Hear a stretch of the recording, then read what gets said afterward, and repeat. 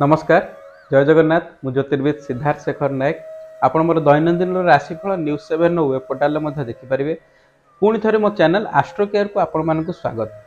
ये चैनल मोर कौन मनोरंजन धर्मी कार्यक्रम आसे ना आपण मानक किसी वार्ता देवाई मोर स्वल्प ज्ञान मुझे ये भिडटी करुँची। ये भिडियो मध्यम आज आम जाना 2025 जो इंग्राजी नववर्ष आसूची से कर्कट राशि व्यक्तिशेष मानक किपरि कटिबो। यह पूर्व वीडियो माध्यम आम मेष वृष मिथुन तीनोटी राशि विशेष मानकर वार्षिक राशिफल विषय आम संपूर्ण आलोचना करथिले। ए वीडियोटी आम कर्कट राशि व्यक्तिशेष मान विषय आलोचना करबा। ता पूर्व जानि रखिबा कर्कट राशि व्यक्तिशेष माने किपरि होइथांती। प्रायतः कर्कट राशि राशिधिपति होउछन्ती चंद्र। तो प्रायतः से माने अधिकांश क्षमताशाली होइथांती, बुलिबा को प्राय भल पाती, गोटे जगार बसवाक जमा पसंद नुहे, अधिकांश भ्रमण प्रिय होती, बहु गुणर मध्य अधिकारी होती, मनरे बहुत जिनस भावती, कल्पनारत होकर रही था एवं नृत्य गीत से अधिका पसंद थाए। एमानकर मध्य कफ और पित्त जनित समस्या ये राशि व्यक्तिशेष मान अधिका देखा। कर्कट राशि व्यक्तिशेष मान अन्यर भावना को बुझी से सहित डिस्कसन सब जिन कर बुझा चेष्टा करते, बेले बेले से चिड़चिड़ा प्रकृतिर होती एवं क्षणकोपी होती। चलतु जानी नवा वर्तमान 2025 मसीह जो ग्रह मानकर चलन हम, ग्रह मानकर वर्तमान स्थिति कौन रही। बृहस्पति वर्तमान वृष राशि मिथुन राशि की 15 मे 2025 रे चलन करेंगे एवं शनि कुंभ राशि मीन राशि को 30 मार्च 2025 रे चलन करने को जाउछन्ते एवं राहु मीन राशि कुंभ राशि को 18 मे 2025 रे चलन करेंगे एवं केतु कन्या राशि सिंह राशि को 18 मे 2025 रे चलन करिया जाउछन्ते। जेहेतु राहु एवं केतु पछुआ चलन करती। मुख्य मुख्य चारोटी जिनस बृहस्पति गोटे राशि 13 मास अवस्थित होती, शनि पाखापाखि 2.5 वर्ष गोटे राशि रुहति, राहु गोटे राशि पाखापाखि 18 मास और केतु 18 मास रुहति। ये जो चारोटी एवं मंगल बुध रवि समस्त चलन हुए से क्षण समय आपण राशि रुहति, पुणी परिवर्तन हो जाती। कि जो मुख्य चारोटी राशि ग्रह रहिले से माने गोटे वर्ष रु अधिका समय आपण राशि रही था। तेणु बर्तमान कर्कट राशि व्यक्तिशेष मानक आम देखा ग्रह मानकर स्थिति कौन अच्छी।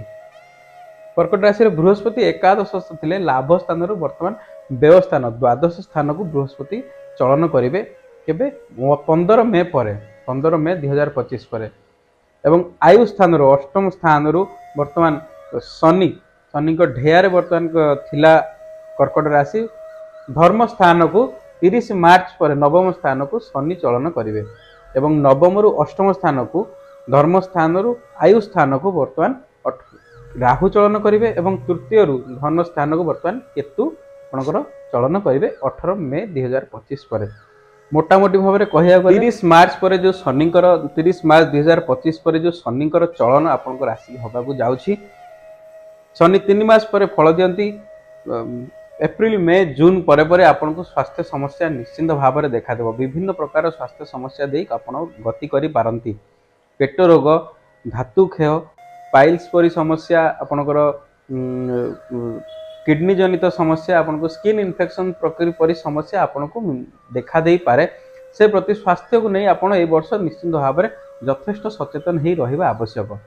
आर्थिक स्थिति को आम देखा जावा ए 2024 मसीहाटी आपणकर जो भली भाव में कटिला 2025 मसीह प्रायतः किसी चेंजेस नहीं। आर्थिक क्षेत्र से ही ही रहिबो। बृहस्पति आपणकर व्यय स्थान को जिते जाउछंती आपणकर 15 मे 2025 पर जहाँ भी खर्च तो आपन टिके अधिका रहिबो, खर्च अधिका रहिबो।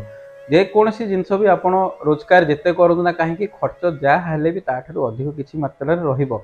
अनावश्यक खर्च किसी आपण को आसिक देखा दे पारे। स्वास्थ्य आप खर्च करें, जानवाहन खर्च करें, जेकोसी कार्य को आप भावुंट से समय कंप्लीट करदेवाई जहाँ भी आपन को विलंबर सर कौन काम परफेक्ट टाइम रे हो पार ना। मनी मैनेजमेंट करवा ठीक से आपणकर ये वर्षटी रहा। जदि मनी मैनेजमेंट करने को चाहते ताहले आपन को प्रतिकार करने आवश्यक। कर्म संस्थान कथा देखा, कर्मस्थान को देखा, व्यवसाय कथा देखा, कर्मस्थान व्यवसाय उन्नति हेले वर्ष आरंभ आपको आर्थिक स्थिति सुधार देखा नहीं।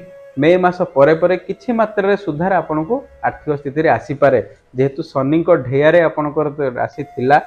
मे मास मार्च लास्ट परे परे शनि ढेयारू आपणकर राशि मुक्त हेबो। शत्रु राहु चलन जो शत्रु आपणकर बढ़िबे। निज लोक आपड़ केबे भी विश्वास करी कौन जिनस ए वर्ष दिंतु नहीं। शत्रु वृद्धि जो आपको बहुत लॉस हो पारे। 18 मे परे परे आपको हेल्थ मेडिकल इश्यू आसीबा सुनिश्चित। कर्म क्षेत्र में आपणकर जहाँ हेले भी शत्रुंकर वृद्धि रहिबो। जदि बिजनेस करूछंती बिजनेस भी शत्रु मानकर आपणकर वृद्धि घटिबो। जदि कोठी इन्वेस्टमेंट करिसंती स्टॉक मार्केट रे पैसा लगैछंती जेतपई सतर्क हेई रही थांतु। लॉस होबार चांसेस मध्य ए वर्ष आपनको अधिका रही। यदि पारिवारिक दाम्पत्य जीवन कथा देखिबा पारिवारिक सामान्य उन्नति मे 25 पर आपको देखा दे पारे। संतान क्षेत्र में आपको विशेष प्राधान्य देवा पड़ो। जदि आपको जन्म संतान जन्म होती नूतन संतान जदि जन्म होती स्वास्थ्य अवस्था को विशेष भाव में ध्यान देवा पड़ो। विद्यार्थी मैंने जो मैंने अच्छा से पाठपढ़ा को नहीं से बहुत चिंतार रे वर्ष से जिनस को आप ध्यान सहित जदि करुँच सब जिनस को ताहले आपको भल रिजल्ट मिल। जहाँ हेले भी आप जिते भी स्टेबल ही रहा को चेष्टा कले माइंड डिस्ट्रैक्ट हम आप अवहेलित। वर्षर शेष आड़ को अक्टोबर नवेम्बर डिसेम्बर मास को किछि मात्रा रे परिवर्तन आसीपारे। कर्कट राशि व्यक्ति विशेष मानक पई जम्मा व्यस्त हुंतु नहीं। शनिकर चलन जो क्षयक्षति हुए सत किंतु आपण समस्त जातक नुहे किछि लोक जातक खराब रही किंतु जो मानकर जातक शनि भल जगार अच्छा राहु एवं बृहस्पति ठीक जगार अच्छा से विशेष क्षतिकारक नुह। भगवान दयारू जग प्रभु श्री जगन्नाथ कृपारू ए वर्षटी आपण मंगलमय हो सुखमय हो।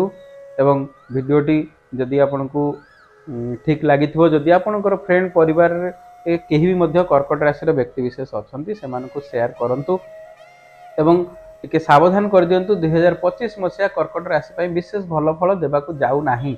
जदि प्रतिकार आपण करने को चाहते बृहस्पति एवं रविंकर प्रतिकार आपण करंतु।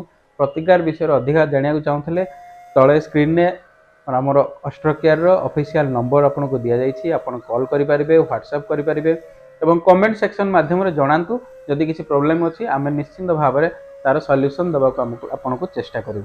जय जगन्नाथ।